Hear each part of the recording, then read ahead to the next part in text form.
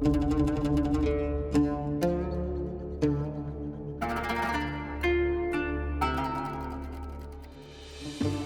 天呢，我想给大家介绍一个非常神圣神奇的建筑，就叫做圣索菲亚大教堂，就简称为索菲亚。这个教堂呢，它位于土耳其国的伊斯坦布尔，建于1500多年前。它在早期的时候成为基督教东正教的中心，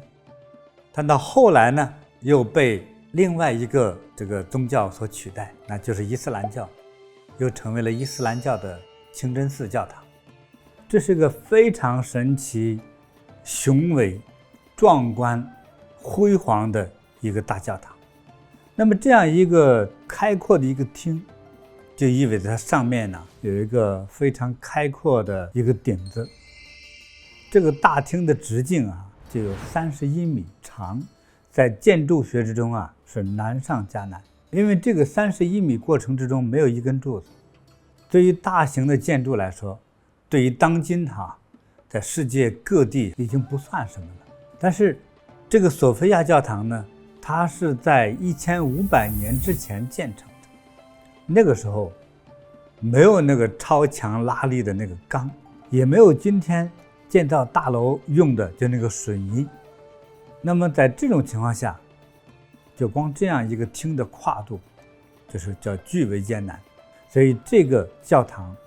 成为当年全世界最大的一个教堂，应该说它是扬名在整个国际，叫数一数二。圣索菲亚大教堂的建筑使用怎样的结构呢？那么这个圣索菲亚呢，所有的支撑这几乎全部是用的这种拱形结构。这个做拱的这个部分也叫拱券，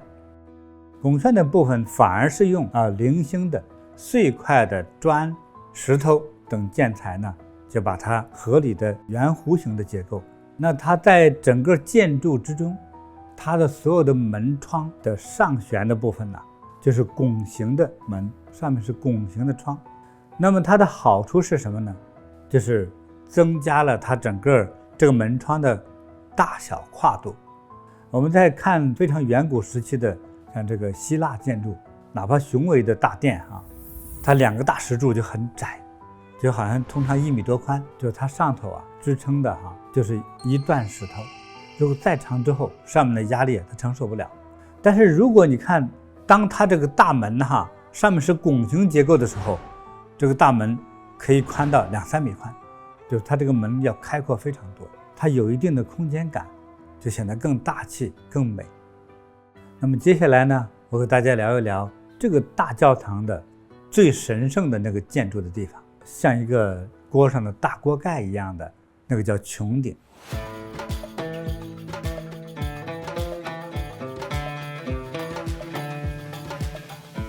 这个圆顶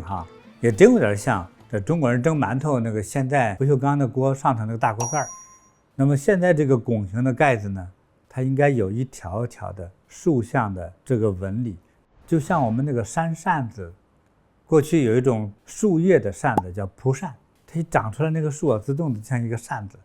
就直接找工人稍稍修剪一下，绑一绑，就是一把很好用的扇子来代替风扇。那么这个扇子呢，每一个部分大概1-2公分就有一个皱褶，加上一条很粗硬的筋骨，就像这个扇子的骨头一样。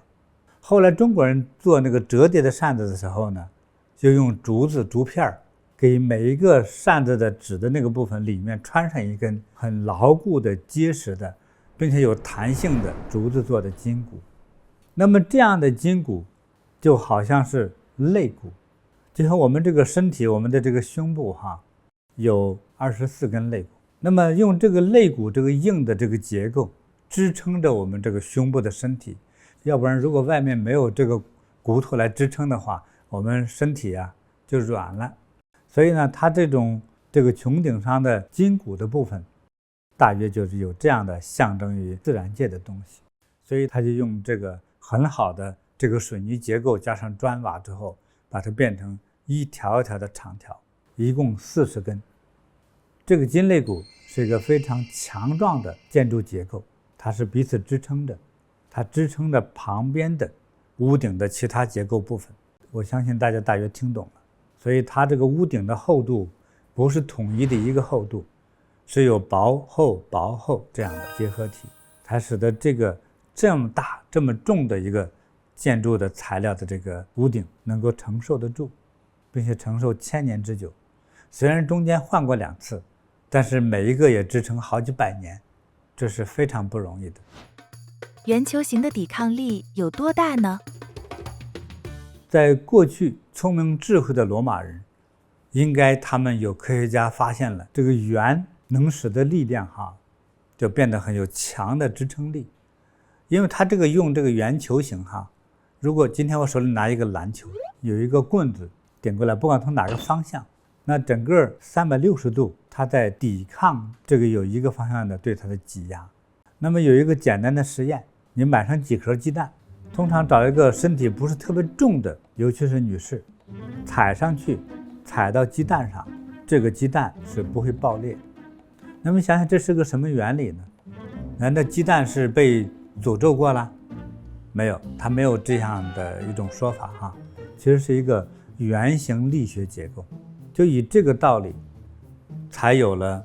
让这个圣索菲亚教堂上头这个大穹顶其实就弄了一个大鸡蛋。大鸡蛋呢，切掉下面的40%，留着60%，扣到了这个建筑上去，大概就是这么一个原理。为什么圣索菲亚有那么多的窗户？这个穹顶之下整排都是窗户，一共有40个窗，它对应了40个肋骨。一个在建筑材料之中那么砖土还是比较重的，所以它挖出40个窗户来呢，它这个材料这个重量感又减轻了。整个索菲亚大教堂呢，一共有310个窗户。那大家会问，留这个窗户干什么呢？好几个功用。那么第一个就是采用自然光。那么这个窗户也是这种拱形，它从最高处把这个自然光、太阳光能够引到这个室内来。因为在过去是没有电灯的，过去点火把、点油灯如果在这个空间里头如果没有窗户的话，我想也不会那么亮的。除了采光之外呢，其实还有排烟。晚上照明的话呢，要点油灯，说把这个烟还有脏的空气排掉，这是很必要的。还有一个呢，就促进空气流通。我们大家要懂得，就是如果你有个老房子，常年没有人住，门窗你也不敢开着，通常放10年左右，墙壁那个光亮面都会变得腐朽了它会变成松散的土往下脱落，甚至屋顶上有吊灯自己都会掉下来，这越不用越坏。那么它坏的其中还有个原因是不通风，就闷在那里。那么大型的建筑，所以它一定要做到能够通风。圣索菲亚的大穹顶是如何支撑起来的？好，这个建筑的主结构，这个大穹顶的重量，那主要是由4大根柱子来支撑。这个柱子分内外，它主支撑的有1根柱子，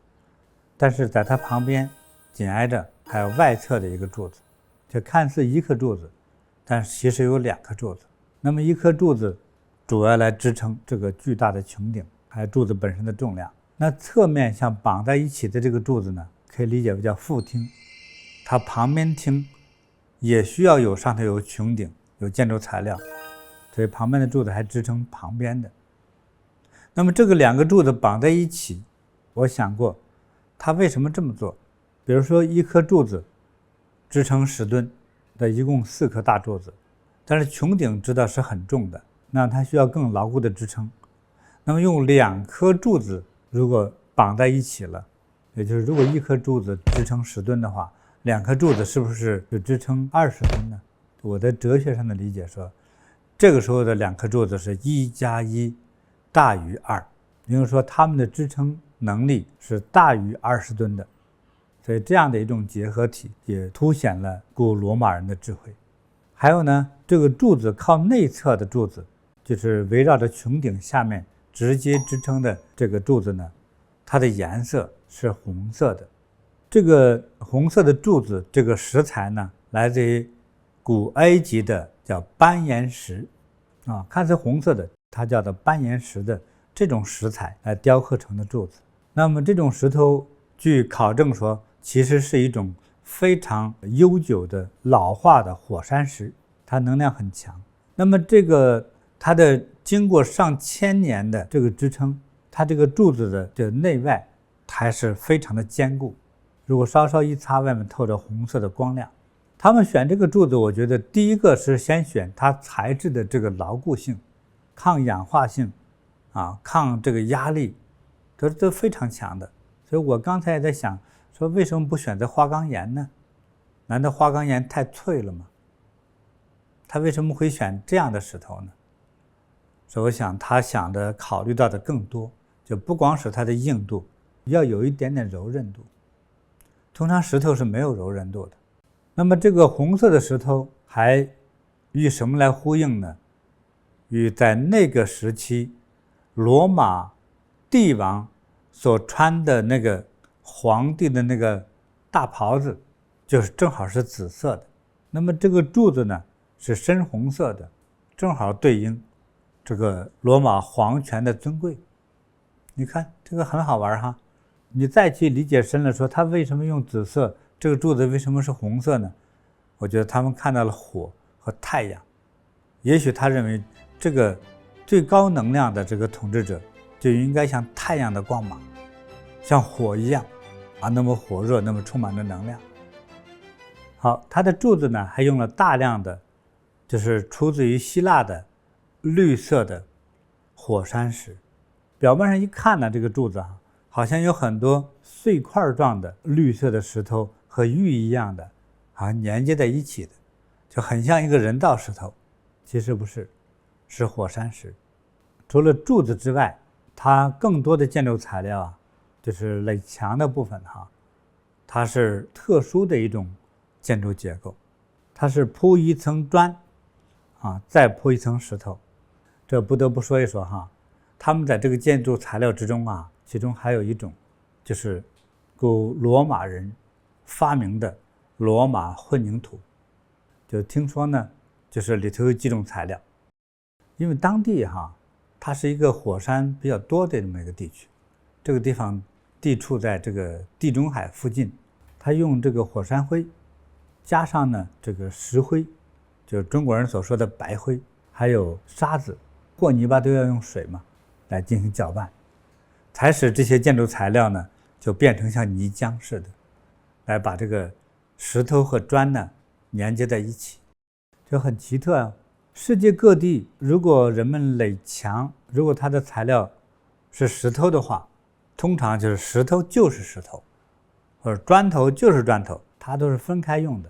可是他们呢，从建筑学就是抗压力、耐力的角度来说，他用的这种方式，所以呢，这一个地方变得非常神圣伟大，所以它有很多方面是很发达的其中文化与科学知识就是这么发达。所以这个拱形结构的建筑就在圣索菲亚教堂呢，大家就领教过了，开眼界了。圣索菲亚大教堂的墙壁隐藏着什么秘密？当我走进到圣索菲亚教堂中心区域之后，发现在穹顶旁侧有很多神秘的东西。据当地人说你现在看到就是上头就是灰土，上面画了一点图案，这个后头藏着一个天大的秘密。它是什么呢？在当年1500年前呢，建造了圣索菲亚教堂之后，后来又花了10多年的功夫就做艺术的装饰。他们请这个最高级的艺术家来设计了很多能够流传千年乃至上万年的艺术品。那个艺术品的呈现方式呢，就是用小颗粒的马赛克来表现出来的。那我认为这可能是马赛克历史就是非常较早的生产制作乃至把它艺术化的马赛克的使用者。这马赛克都是什么东西做成的呢？我相信很多朋友都觉得是一个谜题在这里我们考证到，比如说红色、黑色、蓝色，有很多就找到这样的石头，他们找工匠想方设法把它切成这样的小方块。有很多小方块像黄豆那么大，有的比它稍微大一点，就是用的小颗粒的，到时候粘在后面的这个罗马水泥里头，这样它千年也不掉，这个颜色呢千年也不变。那唯有不是它原本的颜色的东西，就像有些看似金灿灿的，金灿灿的呢，它用的是真金的金箔去粘上去的，金箔粘上去它也不会变色，但是烟熏使它会变得更陈旧而已。这个马赛克除了有用天然的石头切割而成的，还要用玻璃或者陶瓷来做成。它主要用这3种材料来做成马赛克，来镶嵌相关的各种类型的壁画，所以成为至少是千年不变色的这个名画艺术品。为什么使用马赛克不用壁画？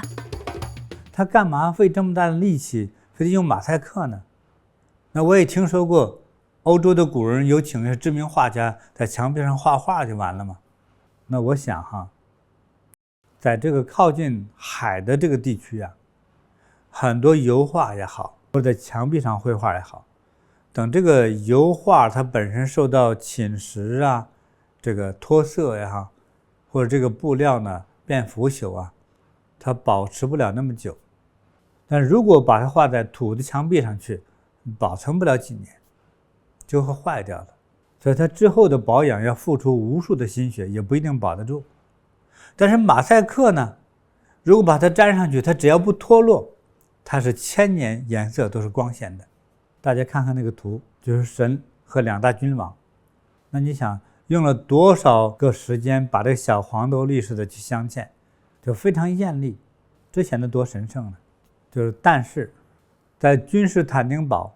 他的皇帝君士坦丁11世战败的时候，奥斯曼帝国的第2大君王穆罕默德2世打进伊斯坦布尔这个城来的时候，他先走到了圣索菲亚教堂，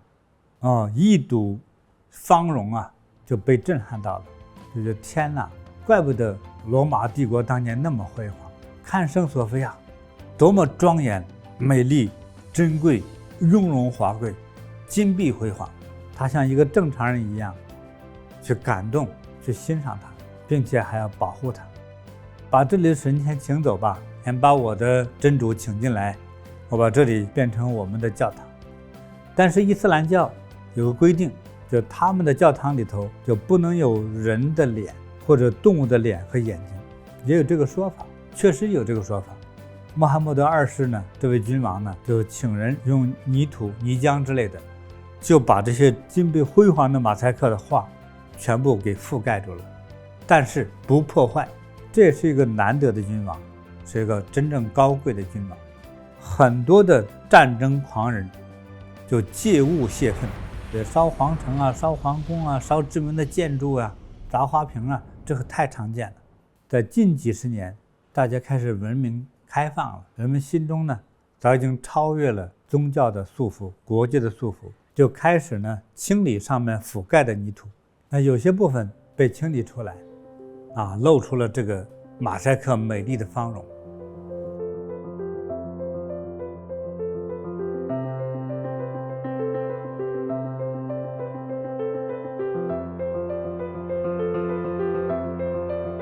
它能够出现在这个世界上，能够证明当年的罗马帝国是多么的繁荣昌盛，它的经济、文化、科学以及建造业以及对科学的研究达到世界最高峰。因为这个建筑上体现到的是若干种科学的结合。第一个就是建筑学、物理学、材料学，现在来说还有一种采光学、防震学，都是非常了不起的。这就表明了当年罗马帝国是多么的强盛。当然它有非常的强大的经济力量、军事力量以及强大的建造能力。我也盼望未来的人世间都能够吉祥、和平、繁荣、昌盛。愿世界人民都保持和爱好和平，让所有的人爱护地球，就像爱护自己最亲切幸福的家园一样。祝福大家身体健康，幸福快乐。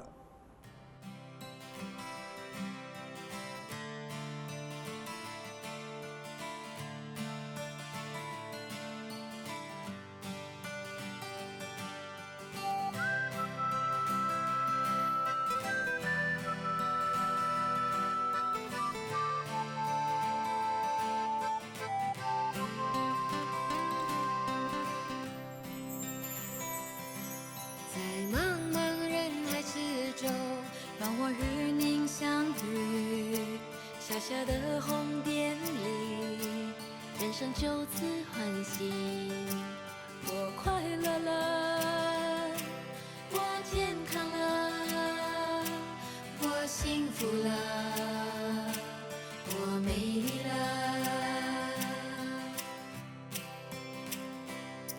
在茫茫人海之中，让我与你相遇。小小的红点里，人生变得神奇。我智慧了，